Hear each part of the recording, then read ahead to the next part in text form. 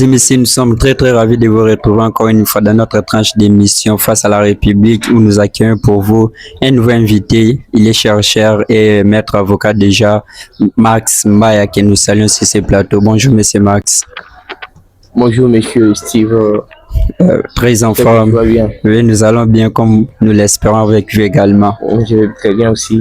Mesdames et messieurs, sur ce plateau, nous allons échanger sur le changement de la Constitution, l'actualité qui fait débat actuellement en République démocratique du Congo. Il est chercheur en droit, déjà avec lui, nous aurons une idée claire sur ce que le changement de la Constitution, est-ce que la loi référendaire a été respectée sur le plan procédural. Avec monsieur Max Mbaya, croyez-nous, vous aurez des éclaircissements sur ces plateaux. Déjà, monsieur Max Mbaya, est-ce que voir le contexte actuel, changer la constitution de notre pays serait une priorité pour le gouvernement de notre pays?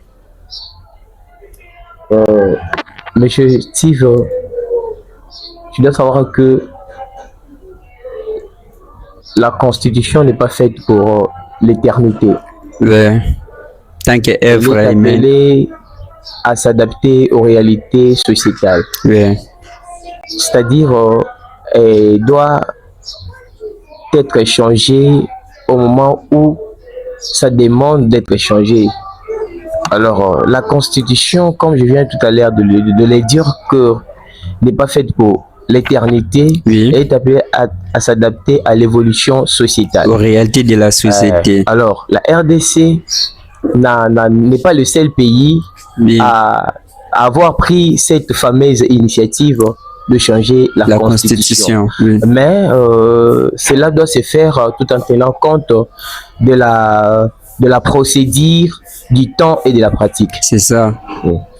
Et la question que je vous ai posée par rapport au contexte actuel, est-ce que notre Constitution peut être modifiée ou changée? Raison pour laquelle je t'informe, si tu n'as pas été informé, oui, moi je t'informe que le gouvernement, quand le pouvoir en place, n'a pas la vision de réviser la Constitution, mais le gouvernement en place a cette finalité encore, à la vision de changer la Constitution et non pas celle de changer la Constitution, de réviser la Constitution. Mais dans une Constitution où elle-même n'a pas prévu des modalités de son changement, est-ce que vous pensez que ça serait une chose très facile pour les pouvoirs en place de pouvoir changer la Constitution? Bon, en vrai, le constituant originaire de 2006 n'avait pas prévu le mécanisme, encore les modalités pour changer, selon lesquelles la constitution doit être changée. Bien. Alors, c'est à travers cette loi référendaire qui va fixer les modalités, comment changer, les mécanismes de changer la constitution. Parce que la loi référendaire a cette finalité de changer la constitution et non pas de réviser la constitution. Monsieur Mbaya, après la loi référendaire que notre parlement a voté récemment, est-ce que c'est fini ou il y aura encore d'autres procédures que les pouvoirs en place doivent respecter pour changer ou réviser cette constitution, ou la loi référendaire serait la dernière procédure? Bon, la seule loi qui fixe les conditions et mécanismes du changement de la Constitution est la loi référendaire. Hormis le fait que le président de la République doit normalement faire appel à la population ou au peuple de venir faire quoi, de venir participer à cette initiative du changement de la Constitution. Au référendum, vous voulez dire? Il doit faire appel au référendum. Mais les peuples entiers doivent participer. Actuellement, nous sommes agressés dans la partie est de notre pays. Est-ce que vous pensez que ceux qui sont à l'est vont participer à l'initiative du référendum? En vrai, bien que la loi référendaire a été adoptée, mais jusqu'à aujourd'hui elle n'est pas encore en vigueur. Elle n'a pas encore elle n'a pas été promulguée. Encore cette loi jusqu'à aujourd'hui, même la Cour constitutionnelle qui devrait normalement se prononcer sur la conformité même de la loi ne s'est pas prononcée. Donc c'est que l'on va te dire que les choses tardent. Pourquoi? Parce que le pays n'est pas géré d'une manière le pays n'est pas géré tout entier. Donc, ces changements doivent normalement intervenir lorsque on aura gagné cette guerre. Encore ces combats sera cessé. Pardon. Monsieur Max, vous, tant que chercheur en droit, pourquoi seulement parler de la révision de la Constitution alors qu'il y a plusieurs priorités que le gouvernement devrait s'en occuper, entre autres les fonctionnaires qui ne sont pas payés plutôt, et d'autres priorités sur le plan sécuritaire économique. Pourquoi ils doivent seulement s'intéresser sur les changements de la Constitution? Ils ont parlé, le gouvernement en place, encore le pouvoir en place, a parlé du changement encore de la révision. C'est pas de la révision, c'est les changements. Le changement de la Constitution, parce que au moment où je te parle, avec ce qu'a prévu le Constitution ordinaire de 2006, le Constitution ordinaire de 2006 a prévu les conditions et moyens pour la révision de la Constitution, mais pas de changement de la Constitution. Raison pour laquelle on a voulu mettre en place une loi référendaire. Parce que si le gouvernement en place parlait encore, si le gouvernement en place parlait de la révision, le gouvernement en place, encore le pouvoir en place n'allait pas parler, n'allait pas proposer une loi référendaire. Oui. Parce que la loi référendaire a cette vocation encore, a comme finalité le changement de la Constitution et non la révision. Parce que la révision, tous ces mécanismes de révision, tous les mécanismes de révision, toute procédure, toute condition a été déjà prévue dans la Constitution. En ce qui concerne la révision. Mais en ce qui concerne le changement, les constitutions n'ont pas été confiées précis. C'est ça. Pour laquelle ils ont voulu mettre le pouvoir en place, une loi référendaire qui a cette finalité doit prévoir les mécanismes de changement. Changer la Constitution. Voilà pourquoi je vous ai posé la question. Est-ce que vu le contexte actuel et les priorités qui gangrènent notre pays, est-ce que ce serait vraiment important? Vous n'avez pas de parti pris. Est-ce que ça serait important de changer la Constitution? Bon, à mon humble avis, je pense que c'est pas vraiment opportun de vouloir changer la Constitution. Oui. Je viens tout à l'heure de te dire que bien que cette initiative de changer, cette fameuse initiative de changer la Constitution est dans l'esprit du pouvoir en place, oui. Mais toi-même tu vois que tu constates que la procédure tarde. Oui. La procédure tarde, pourquoi? Parce que certaines provinces sont gérées par les étrangers. Par les rebelles. Par le rebelle, sont gérés par le rebelle. Ce sont des Congolais. Ce ne sont pas des Congolais. Nanga, c'est un Congolais. Bon, Nanga, c'est lui qui gère l'AFDC. Nanga est de Mèche, c'est que c'est Nanga est de Mèche avec les Rwandais, tu vois. Alors, pour que cette procédure passe d'une manière correcte et parfaite, c'est ce qu'il doit d'abord gagner cette guerre. Il doit avoir la gestion totale. Il doit avoir normalement la gestion totale de notre toute le province. Enfin, la constitution sera changée. Donc, pour le moment, l'initiative, d'après vous, c'est pas vraiment une priorité pour le gouvernement. C'est pas bon, ça ne devrait pas être une priorité. Dire que c'est pas une priorité, c'est exagéré. Dire que c'est pas une priorité, c'est exagéré. Mais sauf que on a le pouvoir en place à cette initiative, encore cette intention de changer la constitution. Parce que tu dois savoir que tu dois normalement penser. Je sais, en 2006, cette constitution a été élaborée par un parlement de membres non élus. Comment ça? Cette constitution a été normalement élaborée par un parlement de membres non élus. Un non élu, de députés qui n'ont pas été élus. Mais en 2006, cette constitution a été normalement élaborée dans un contexte très particulier caractérisé par la méfiance. Donc, elle doit normalement être changée.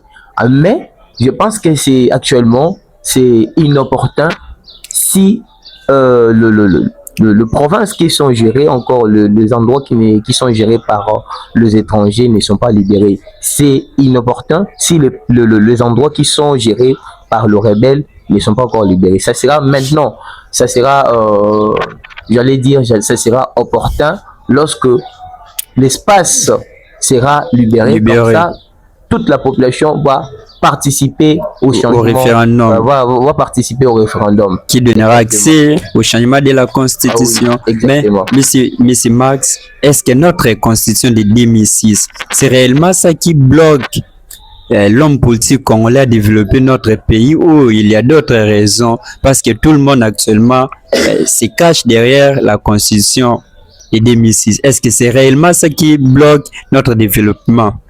Pas totalement. Oui. Pas totalement. Parce que Tshisekedi est en train de faire déjà certaines choses qui sont palpables, tangibles, qu'on ne peut pas nier. Tu vois, bien que ce qu'il a fait, mais il n'a pas tout réalisé. Il n'a pas encore atteint les attentes. Il a fait une partie des bonnes choses qu'on doit normalement encourager. Mais c'est lui également le chef qui crie que la Constitution lui bloque des fois. Non, la Constitution peut parfois le bloquer, mais pas d'une manière pas totalement. Oui. Parce qu'il est en train de faire déjà certaines choses qui sont visibles et Oui. les choses qui sont louables. Il est en train de réaliser les choses qui sont louables en tout cas. On doit applaudir pour ça et puis pour l'encourager aussi. Vous, tant qu'une partie qui est très très nette, je dirais, si il arrivait qu'on change notre Constitution de 2006, quelles seraient vos propositions qu'on devrait ajouter dans l'actuelle Constitution qui n'est pas?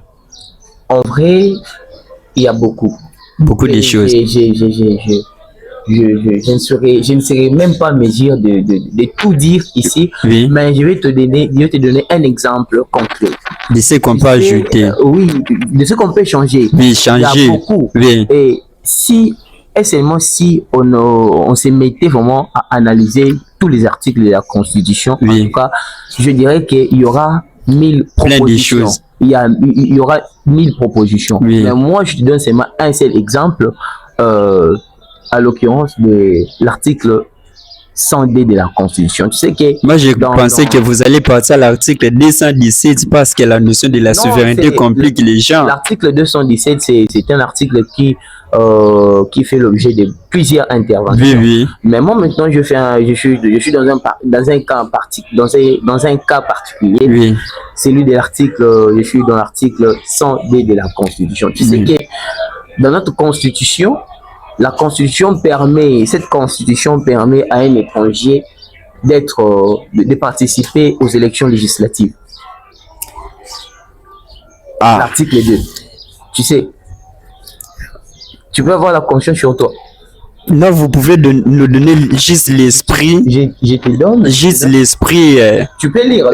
Non, vous pouvez lire vous-même. Vous nous donnez aussi l'esprit de l'article. L'article 2. Oui. L'article 100D de la Constitution. Je vais te lire. Oui, oui.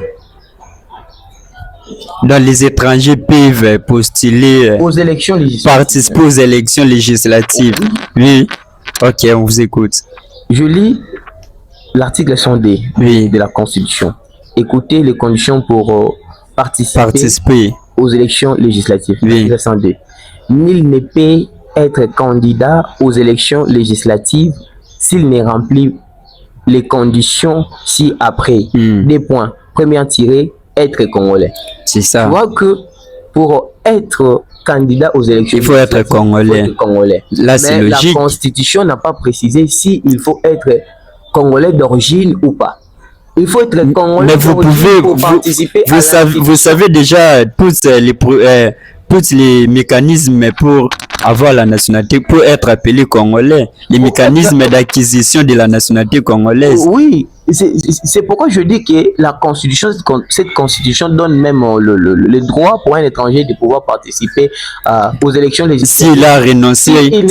S'il a renoncé à son ancienne nationalité, c'est pas un problème quand même. Oui. Je finis. Oui. Tu sais pourquoi Mwanga Tchouchou était député? Pourquoi? Mwanga Tchouchou c'était un Rwandais, mais Mwanga Tchouchou a fini par être député. Il est député pourquoi? Alors qu'il est mais s'il avait la nationalité il est Rwandais. Mais il a acquis cette nationalité par voie d'acquisition. Alors qu'il il fallait être congolais d'origine pour prendre part aux institutions de la République démocratique du Congo. Mais c'est Max, vous êtes juriste et chercheur. Déjà, la Constitution ou voire même la loi sur la nationalité a établi les mécanismes d'acquisition de la nationalité qui peut être appelé congolais. Maintenant, avoir la nationalité par acquisition, c'est pas aussi un problème. Déjà, lorsque vous renoncez à votre ancienne nationalité, vous adoptez la nôtre. N'est-ce pas que ça vous donne accès à participer aux élections? Le fait d'avoir la nationalité congolaise n'est pas un problème. Oui. N'est pas un problème, mais le fait, là où provient le problème, c'est là où cette nationalité d'acquisition donne droit maintenant aux étrangers de participer aux institutions, encore ne dépendent pas aux institutions dans les problèmes de la République démocratique du Congo. D'après vous, les étrangers ne peuvent pas participer à la gestion de nos institutions. Seuls les Congolais d'origine peuvent avoir part aux institutions de la République démocratique du Congo et non ceux qui prennent cette nationalité par voie d'acquisition. C'est-à-dire, tu n'es pas né congolais, mais tu acquiers cette demande. Mais n'oubliez pas que la loi elle-même aussi dit que la nationalité congolaise est une. Donc lorsque vous l'obtenez, il faut renoncer à d'autres nationalités. Je crois que vous êtes juriste, vous connaissez ces dispositions, mais lorsque déjà vous renoncez à d'autres nationalités, vous prenez la nationalité congolaise, automatiquement vous êtes congolais. Mais cela ne fait pas de lui, ne donne pas tous les droits civils et politiques que les nationaux doivent normalement avoir. Il y a toujours une différence, même si tu acquiers la nationalité par la nationalité congolaise par acquisition. Acquisition, c'est-à-dire tu fais une demande, tu n'es pas congolais, mais tu fais une demande pour que tu sois congolais, tu sois congolais, pour obtenir cette nationalité. Cela ne te donne pas droit au même pied d'égalité qu'avec les nationaux. Donc d'après vous, cette disposition devrait être changée également. Cette disposition devrait être pour donner cette disposition, comme je venais récemment te dire que je t'ai donné un seul exemple qui va appuyer ce que moi je vais tout à l'heure te dire. Mais il y a aussi d'autres qui disent que le président n'a pas les pleins pouvoirs sur certains membres ou certaines entités de notre pays. Est-ce que partant de ces dispositions-là, vous n'avez pas une idée? Est-ce que ça devrait également être changé, donner tous les pouvoirs au président ou les pouvoirs devraient être partagés entre le président et le premier ministre? Le gouvernement de la République, selon cette constitution, a donné, si on partait dans une logique simple, si on partait dans une logique claire, c'est le ministre, le premier ministre qui incarne le plein pouvoir dans la logique. Là, je pense que les profanes ne le savent pas, mais les juristes savent de quoi je change de Voilà pourquoi vous devrez éclaircir les profanes. Le premier ministre incarne un pouvoir très étendu par rapport au président de la République. Raison pour laquelle je pense l'article 91 de la Constitution vous dit que le Premier ministre est le détenteur du pouvoir réglementaire général, alors que le président de la République est un détenteur du pouvoir réglementaire résiduel, c'est-à-dire sa compétence est en quelque sorte limitée. Limitée, oui. Maintenant, après. Alors que le président de la République est élu. Mais le ministre est nommé. Tu vois, maintenant, c'est qui n'est pas une bonne chose. Est-ce que si on accordait les pleins pouvoirs au président de la République, lui, le garant de la nation, vous pensez que nous serons à la porte du développement de notre pays? Parce que les textes, c'est l'homme qui écrit les textes, hein? Mais l'application, c'est ça qui pose les problèmes. Est-ce que vous pensez que donner les pleins pouvoirs au président de la République pourrait apporter un changement pour le développement de notre pays? Oui, d'une certaine manière, donner les pleins pouvoirs au président de la République, en tout cas, le président comme celui qui est en place, bien que je ne fais pas partie de l'UDPS, mais ça va encore lui permettre de faire encore beaucoup de choses, tu vois. Avec cette constitution, il y a certaines procédures qui tardent. Même dans la prise de décision comme ça, juste le fait que la Constitution a exigé certaines a exigé certaines procédures encore, a mis en place certaines conditions. Je vois qu'il y a l'interne même dans l'exécution de certaines décisions. Dans ce sens-là, bien que le président de la République, en tout cas, donne déjà l'image, encore notre pays est dans les chemins, encore et en voie de développement. En tout cas, ce n'est pas tout. Encore ce qui n'a pas tout réalisé, mais il est dans ces schémas de réaliser certaines choses qui sont vraiment louables.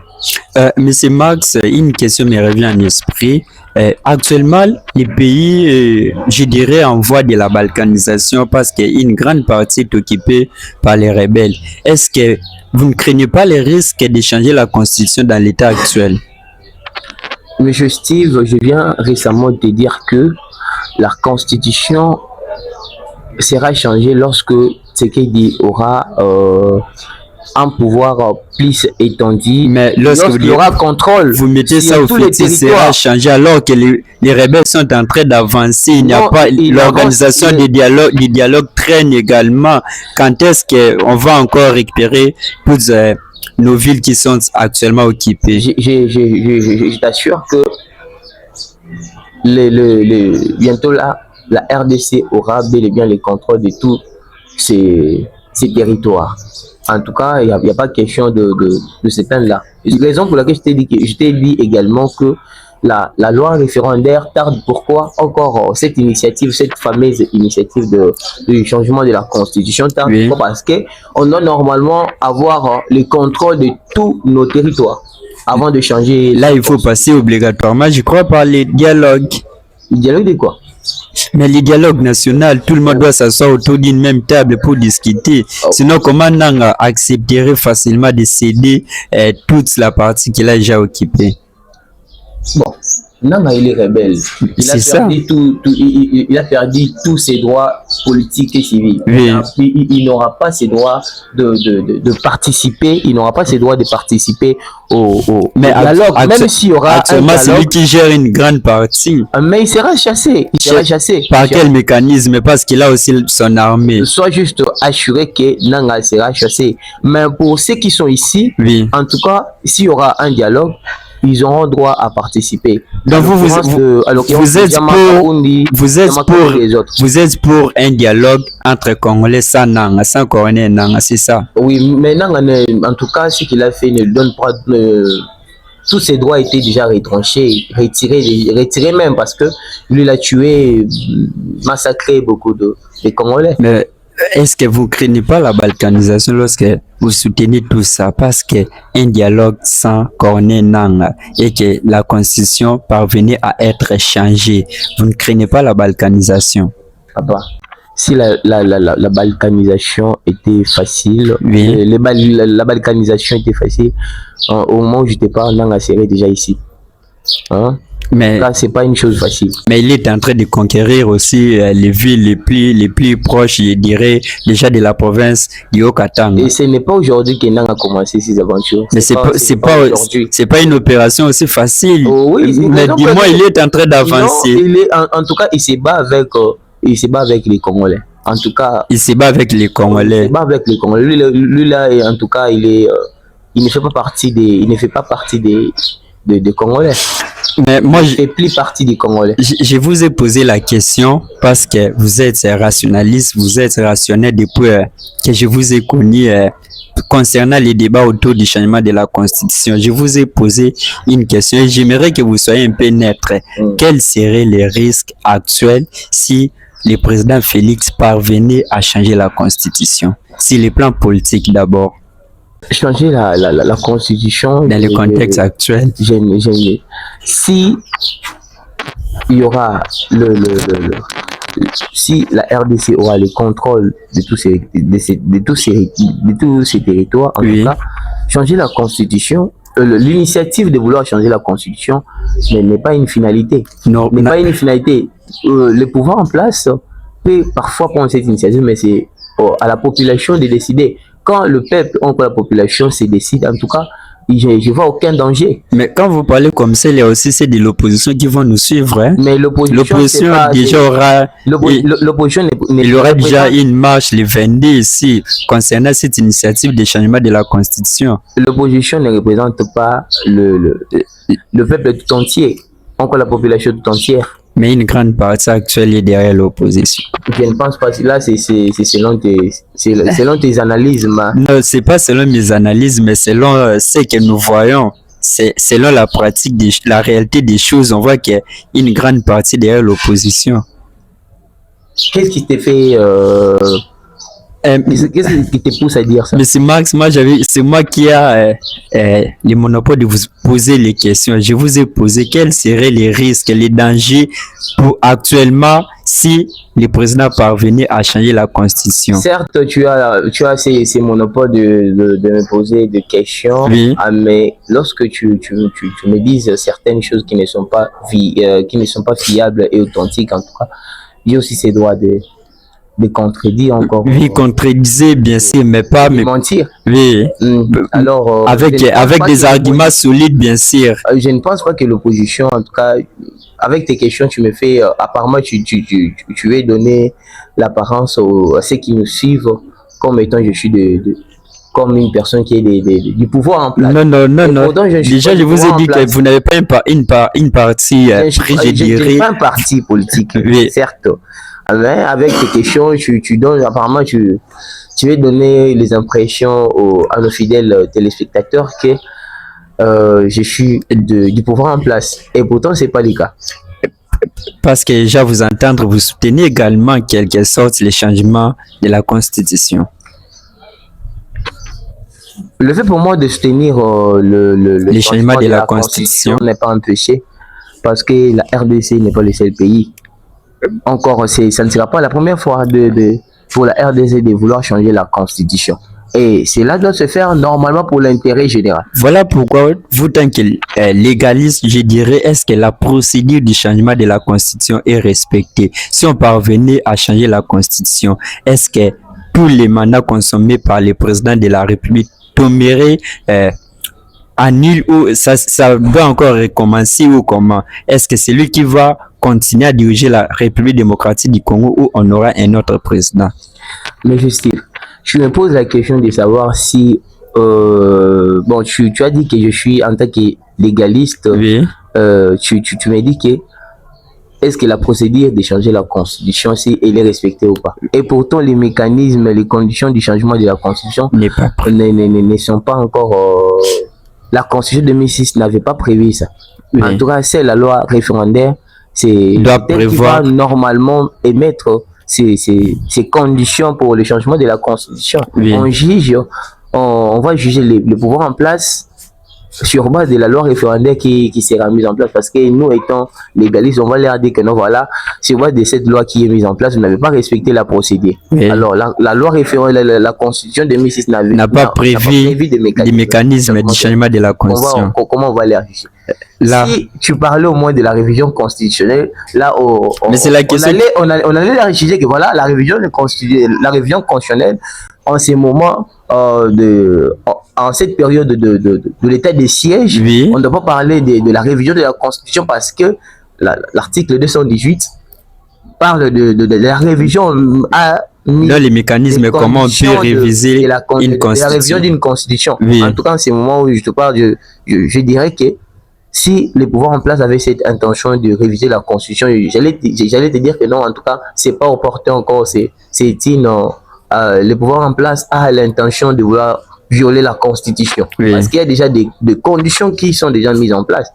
Alors, la loi référendaire, les conditions du changement de la Constitution n'ont pas été prévues. Monsieur Max, déjà nous sommes arrivés au terme de notre émission. J'aimerais un peu que vous regardiez nos caméras et que vous dites quelque chose. Qu'est-ce que la population congolaise doit retenir de cette initiative sur le changement de la Constitution? Bon, certes, la population est aujourd'hui manipulée par les opposants. Voire même manipulé par le pouvoir en place. Oui. Mais moi, je dirais que la population doit avoir une idée rationnelle, une logique rationnelle, dans le sens où la population doit normalement doit faire le pour et le contre, et elle doit certes participer à cette initiative du changement de la Constitution, mais sans qu'elle soit la population, c'est-à-dire sans qu'elle soit manipulée d'une certaine manière, comme le font toujours les opposants encore le pouvoir en place. Mesdames et messieurs, vous l'aurez compris que nous sommes arrivés à notre émission. Merci à vous qui nous avez suivis de partout. On voit également les mystères Marcus Ezekiel Vol qui nous a suivis depuis la commune de Lima. On a abordé la thématique sur les changements de la Constitution sur ce plateau. Je vous l'avais déjà présenté. Maître Max Maya, chercheur en droit privé et judiciaire. C'est avec lui que nous avons essayé un peu d'échanger sur les changements de la Constitution. Il a évoqué la problématique de la loi référendaire, si elle a été respectée ou non, et vous avez bonnement écouté son avis sur ces plateaux. Nous sommes arrivés à la fin, tout en espérant que prochainement vous serez également les nôtres. Au revoir.